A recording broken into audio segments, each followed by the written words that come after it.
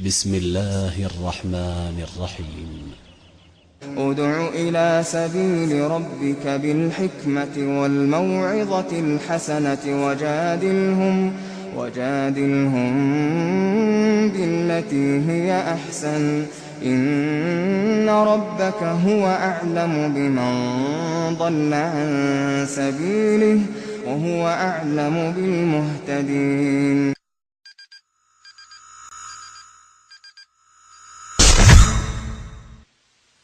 وزارة الشؤون الإسلامية والأوقاف والدعوة والإرشاد بالمملكة العربية السعودية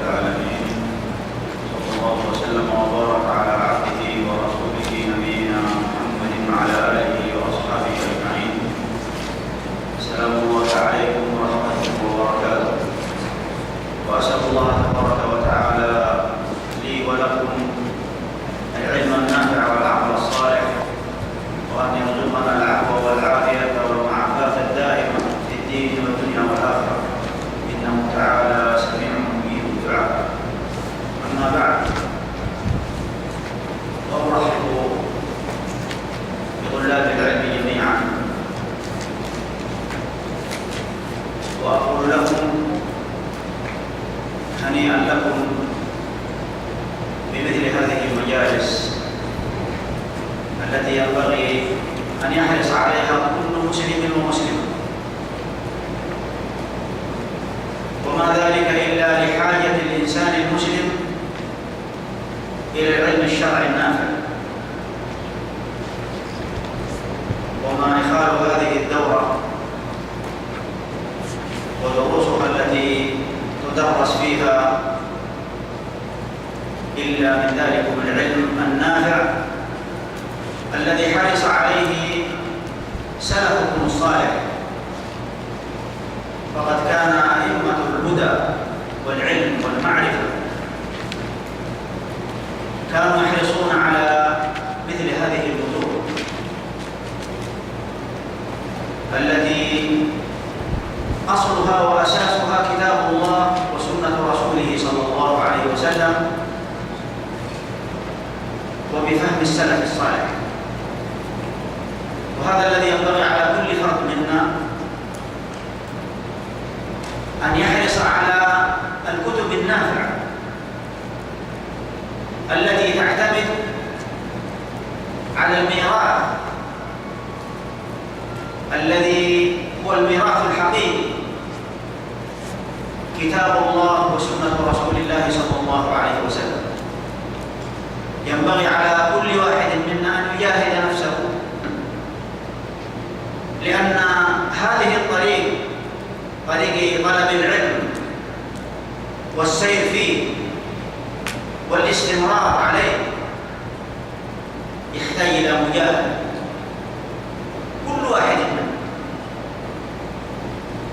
يحتاج إلى أن يجاهد نفسه حتى يجلس في مثل هذه الحلقات، حلقات العلم والمعرفة، في خير المجالس. وهذا المجلس هو من خير المجالس التي كان يحرص عليها سلفنا الصالح، يجلسون في بيت من بيوت الله يتذاكرون كتاب الله وسنة رسول الله صلى الله عليه وسلم وأقوال أهل العلم والمعرفة، يشرحون كتاب الله وآياته وأحاديث رسول الله صلى الله عليه وسلم وحكمته. وهكذا تعلموا العلم، تعلموه في مثل هذه المجالس، فهي مجالس مباركة حرص عليها نبينا صلى الله عليه وسلم، كما لا يخفى عليه كان يجلس لأصحابه رضوان الله تعالى عليه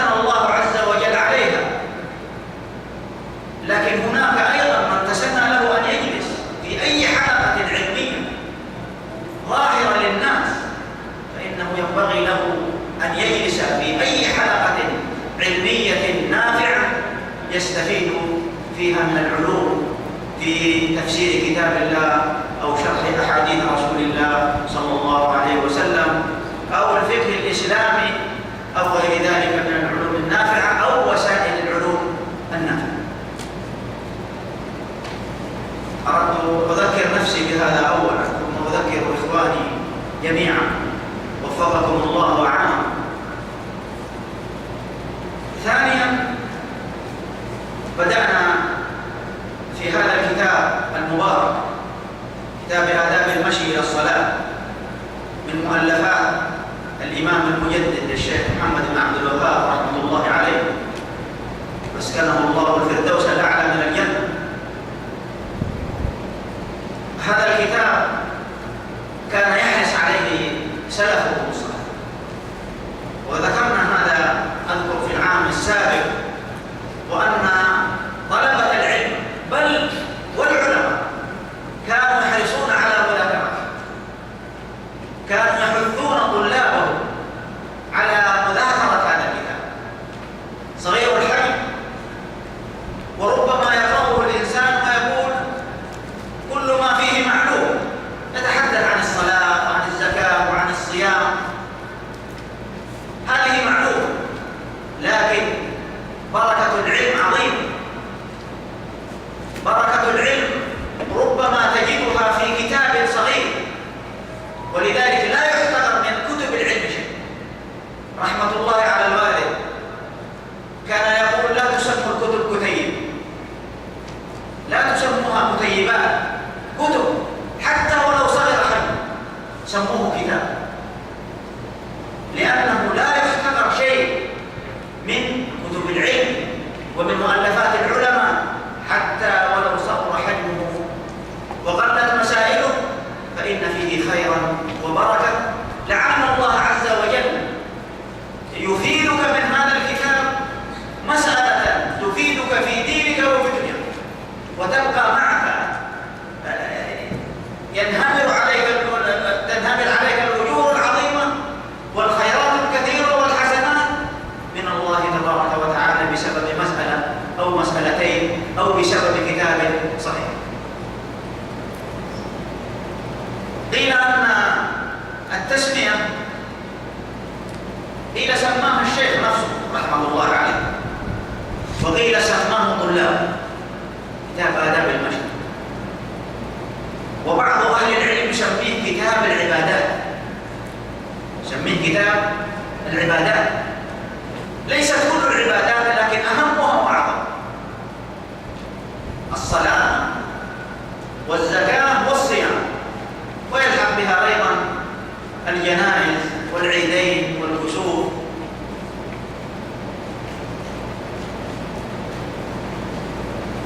أذكر أن وصلنا قبل هذا الموضوع، قبل باب صلاة الجماعة، وربما أذكر أيضا أني وعدت بعض الإخوة بمختصر في أحكام سجود السهو، لأن ما أخذنا العمل،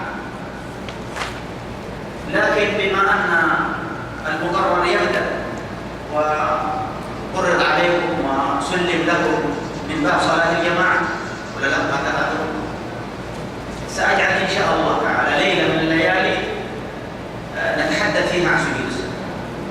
الليلة نبدأ بباب صلاة الجماعة.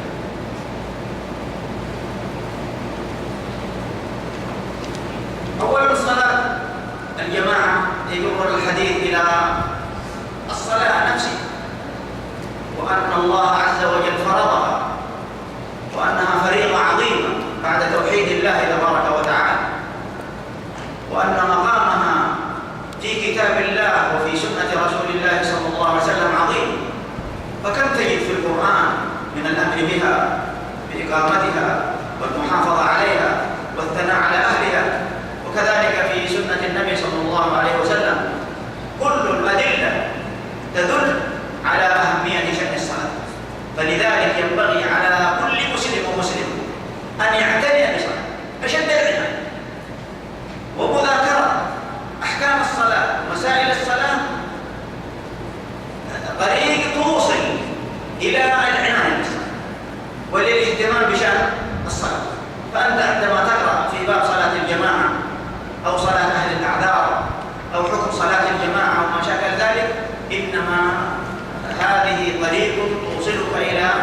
أن تعتني بما اعتنى الله عز وجل به واعتنى به رسوله صلى الله عليه وسلم. صلاة الجماعة كما يعرف طلاب العلم من حيث الحكم، نحن نأخذ عناصر على موضوعات المثل الذي أشار إليه المؤلف رحمة الله عليه. فهنا عندنا العنصر الأول أو الأدب الأول، سموه الأدب الأول، بيان أحكام صلاة الجماعة في شريعة الإسلام. بيان أحكام صلاة الجماعة في شريعة الإسلام. هذا الأدب تحته نقاط على أساس يفهم. أول شيء ذكر ما يدل على أهمية صلاة الجماعة. ذكر ما يدل على أهمية صلاة الجماعة. هذا العنصر أشار إليه المؤلف رحمه الله، فبدأ وقال اقرأ.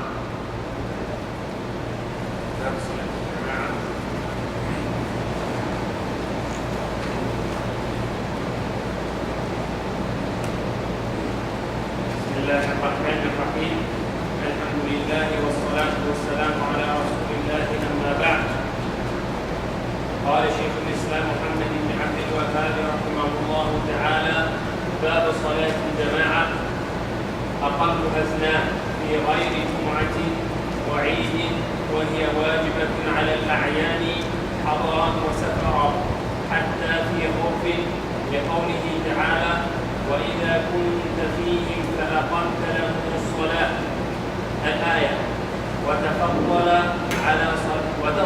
صلاة الجماعة وتفضل على صلاة المنفرد ب27 درجة، وتفعل في المسجد.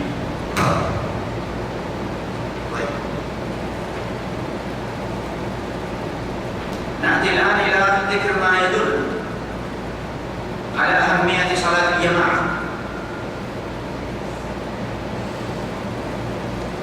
ما يدل على أهميتها أن المساجد بنيت من أجل صلاة الجماعة. هذا دليل على ماذا أيها الإخوة؟ على أهمية صلاة الجماعة، على أهمية صلاة الجماعة. الحكم سيأتي له عنصر مستقل. شرع الأذان لصلاة الجماعة، دليل على ماذا؟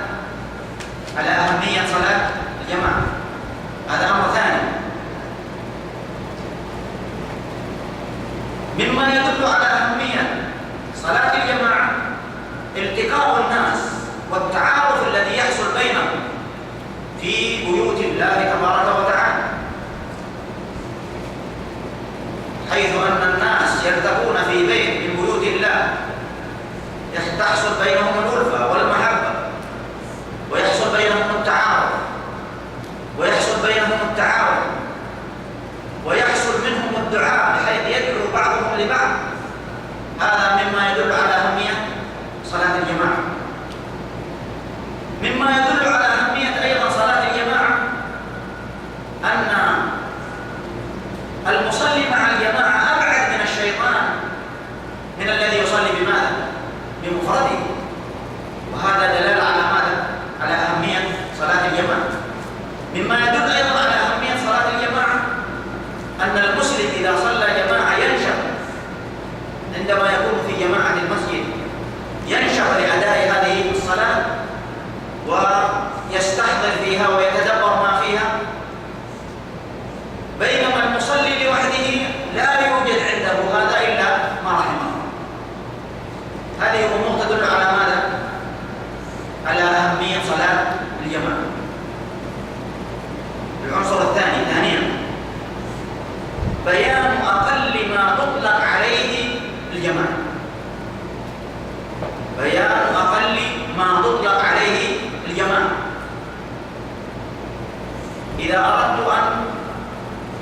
أصلي في جماعة، فما هو العدد الذي أصبح به ماذا مصل في الجماعة؟ اختلف أهل العلم، منهم من يقول أقل الجماعة 2، وهذا هو الرأي الراجح. أقل الجماعة 2، إمام ومأموم، يصبح ماذا؟ جماعة.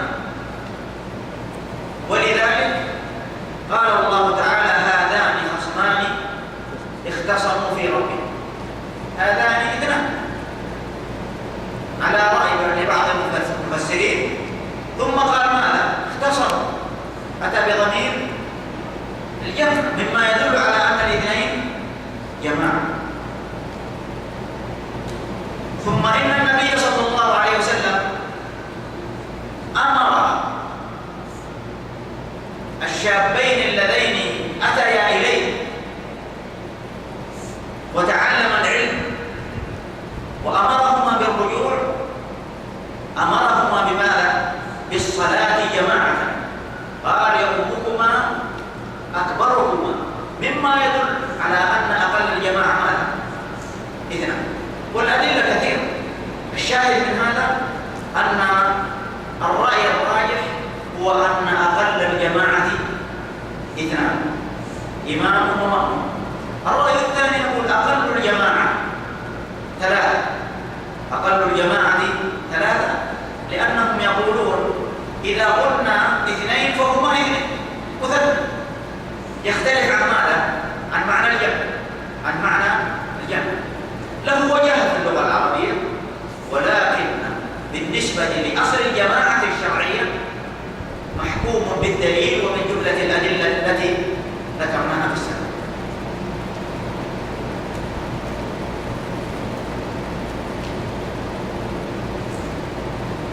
ثالثا، بيان حكم صلاة الجماعة. بيان حكم صلاة الجماعة،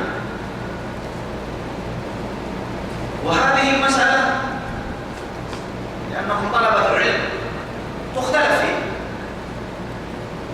رأي يرى بأنها فرض عين على كل مسلم من الرجال البالغين القادرين على الوصول، يعني الوصول إلى بيت بيوت الله، فرض عين، معنى أن المتخلف عنها آثم بدون عذر.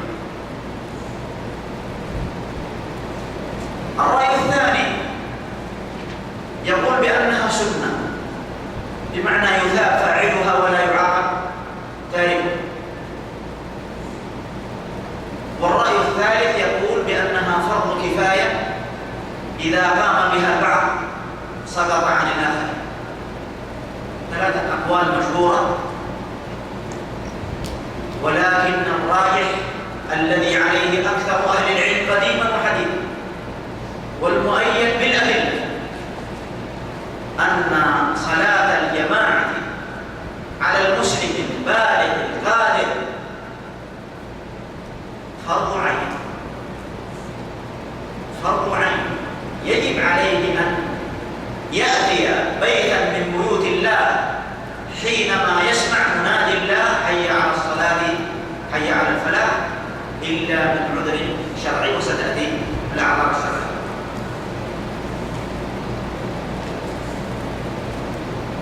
من أدلة هذا القول، ولذلك صاحب الكتاب كما سمعتم رحمة الله عليه قال: وهي واجبة على الأعيان حضرا وسفرا، حتى في خوف، لقوله تعالى: وإذا كنت فيهم فأقمت لهم الصلاة فلتقم منهم طائفة، إلى آخر الآية. قال الله تعالى: وإذا كنت فيهم فأقمت لهم الصلاة. هذه الآية تتحدث عن صلاة الخوف، حيث أمر الله عز وجل الرجال في معارك القتال أن يصلوا الصلاة معا جماعة.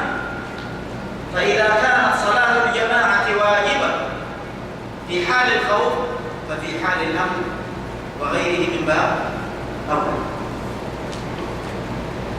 ثم كرر الله عز وجل الأمر في الآية نفسه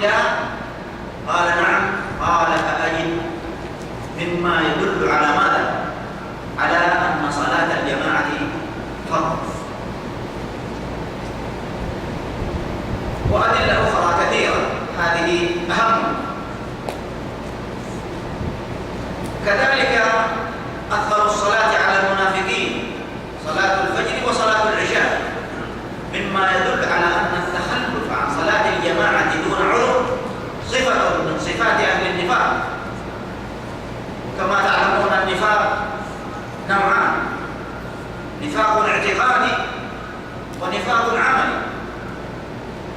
فإذا كان الرجل مؤمنا عنده إيمان ولكن عنده من المعاصي ما لا يزيل الإيمان، ما لا ينافي الإيمان، ومن جملة معاصي أنه يتخلف عن صلاة الجماعة، نقول عنده نفاق ماذا؟ عملي، نفاق عملي. أما من كان نفاقه اعتقادي كالذين يظهرون الخير ويبطنون الشر، يظهرون الإيمان ويبطنون الكفر، فهذا نفاق اعتقادي وهو أصحابه في الدرك الأسفل من النار، نسأل الله لنا ولكم العافية. عقوبتهم أشد من عقوبة الكفار الصغار.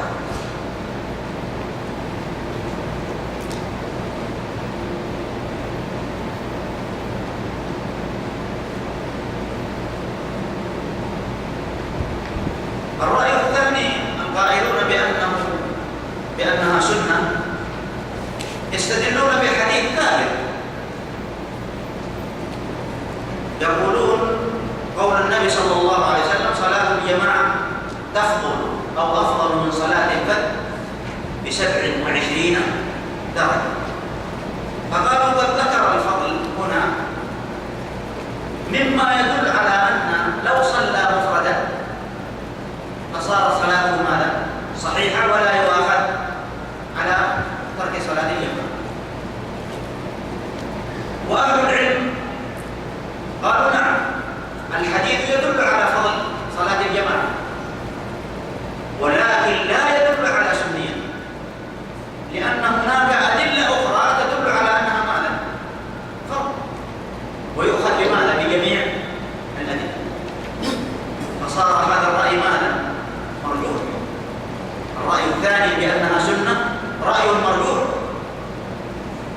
الرأي الثالث بأنها فرض كفاية يقال يستدلون أيضا بهذا الحديث: صلاة الجماعة تفضل،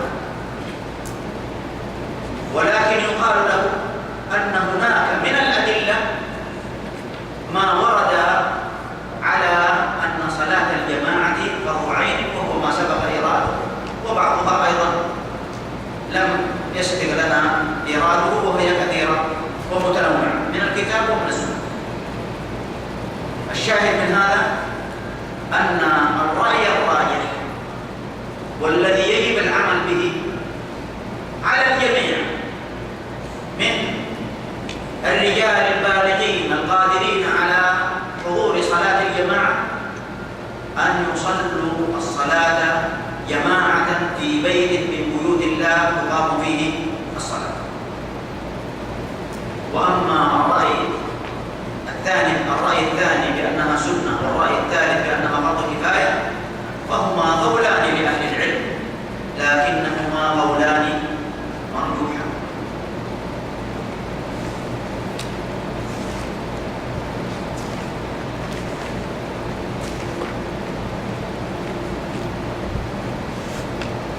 ثم إن من يقول بوجوب صلاة الجماعة بأنها فرض يبينون أيضا حالة، وهي ما لو صلى الإنسان خالف الأمر وصلى في بيته دون عذر. فالقائلون بالوجوب لا يبطلون صلاة هذا المتخلف، بل يقولون صلاته صحيحة مجزئة، ولكنه يأثم بتخلفه عن صلاة الجماعة، وعليه أن يستغفر ويتوب. بل بعض أهل العلم يرى بأن التخلف عن صلاة الجماعة كبيرة من كبائر الذنوب، لأنهم يستدلون بهم النبي صلى الله عليه وسلم أن يحرق على أقوام بيوتهم لأنهم تخلفوا عن صلاة الجماعة. ومن هنا يا إخوة وذكروا إخوانهم وزملائهم ينبغي علينا أن نذكر بوجوب صلاة الجماعة، وأنه ينبغي على المسلم من الرجال البالغ القادر عليه أن يأتي إلى بيت من بيوت الله فيمتثل أمر الله عز وجل وأمر رسول الله صلى الله عليه وسلم، ويفوز على الأجور العظيمة التي يجنيها من خروجه من بيته إلى بيت من بيوت الله، ثم رجوعه أيضا من ذلك البيت إلى بيته وداره. فقد ثبت في الحديث أن المصلي إذا خرج من بيته متطهرا لا يقصد إلا الصلاة، فإن خطواته إلى الصلاة إحداها يرفع له بها درجة، والأخرى يحق بها عنه خطيئة. وإذا أتى وصلى وانتظر الصلاة فهو في صلاة وانتظر الصلاة. وهكذا رجوعه من مسجده إلى بيته تحسب له خطواته، وهي الآثار التي ذكرها الله عز وجل في قوله تعالى: إنا نحن نحيي الموتى ونكتب ما قدموا وآثارهم وكل شيء أحصيناه في إمام مبين. ذكر بعض أهل التفسير ما يدل على أن ذلك نازل في من يمشي إلى بيت من بيوت الله يريد أداء صلاة الجماعة.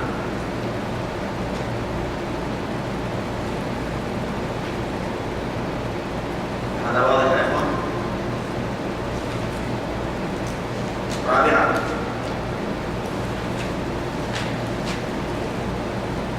طبعا تابع للأدب الأول، عناصر 4 تابعة للأدب الأول اللي هو بيان أحكام صلاة الجماعة. في قوله: وأما النساء فلا تجب عليهن الجماعة، نأخذ عنصر بيان عدم وجوب صلاة الجماعة على النساء. بيان عدم وجوب صلاة الجماعة على النساء، ودليل ذلك قوله صلى الله عليه وسلم: لا تمنعوا إماء الله مساجد الله. قالوا إن هذا الحديث استدل به أهل العلم على أن صلاة الجماعة على النساء غير واجبة، بدليل آخره: وبيوتهن خير لهم. واضح؟ ففي الحديث ما يدل على أن الأمر ليس بواجب، وأنتم تعلمون أن الأصل في الأوامر الوجوب إلا إذا أتى ما يصرف الوجوب. وهنا وجد صارف في نفس الحديث، وهو قوله عليه الصلاة والسلام في رواية عند أحمد: وبيوتهن خير لهم، مما يدل على أن صلاة المرأة في بيتها وخاصة عند الخوف من الفتنة أفضل لها من صلاتها في المسجد. خامسا،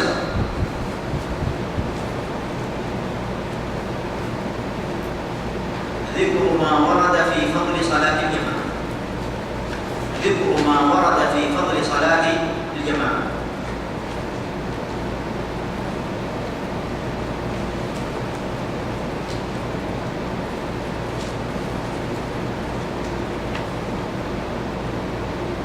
الفضائل كثيرة، منها قوله عليه الصلاة والسلام: من غدا إلى المسجد وراح أعد الله له نزله من الجنة كلما غدا أو راح. هذا الحديث رواه البخاري. قوله صلى الله عليه وسلم: من صلى العشاء في جماعة فكأنما قام نصف الليل، ومن صلى صلاة الفجر في جماعة فكأنما قام الليل كله. هذا دلالة، هذا الحديث رواه الإمام أحمد ومسلم رحمهما الله. قوله صلى الله عليه وسلم: من صلى الصبح في جماعة فهو في ذمة الله حتى يمسي. هذا أيضا رواه الإمام أحمد ومسلم. قوله صلى الله عليه وسلم: ألا أدلكم على ما يمحو الله به الخطايا ويرفع به الدرجات؟ إسباغ الوضوء على المكاره، وكثرة الخطى إلى المساجد، وانتظار الصلاة بعد الصلاة، فذلكم الرباط وذلكم الرباط، أو كما قال صلى الله عليه وسلم. أيضا الحديث: صلاة الجماعة تفضل صلاة الفجر 27 درجة، في رواية ب25 جزءا، وفي رواية تعدل 25 من صلاة الفجر، ورواية أخرى ذكر أهل العلم في اختلاف الروايات بين 25 و 27 الجمع بين تعدد الروايات. فمن العلماء من يقول أن العدد القليل يدخل في العدد الكثير ولا منافع، فيقال 25 ويقال 27. ومن العلماء من يقول بحسب جماعة المسجد وكثرتها، فكلما كانت الجماعة أكثر في المسجد كلما نال الذين أتوا ب27 درجة، وإذا كانوا أقل من ذلك ب25 درجة.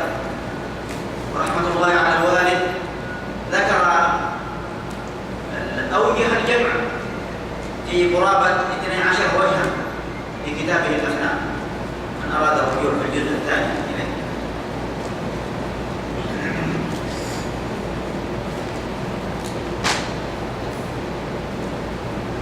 سادسا، بيان مكان أداء صلاة الجماعة. بيان مكان أداء صلاة الجماعة، يعني أين تؤدى صلاة الجماعة؟ صلاة الجماعة تؤدى في المساجد ولا تؤدى في البيوت. مما يدل على ذلك أن النبي صلى الله عليه وسلم هم أن يحرك على أقوام بيوتهم لأنهم يصلون ماذا؟ الصلاة في البيوت، مما يدل على أن صلاة الجماعة تؤدى في بيوت الله في المساجد. كذلك النبي عليه الصلاة والسلام لم يرخص للأعمى أن يصلي في بيته، بل أمره أن يجيب المؤذن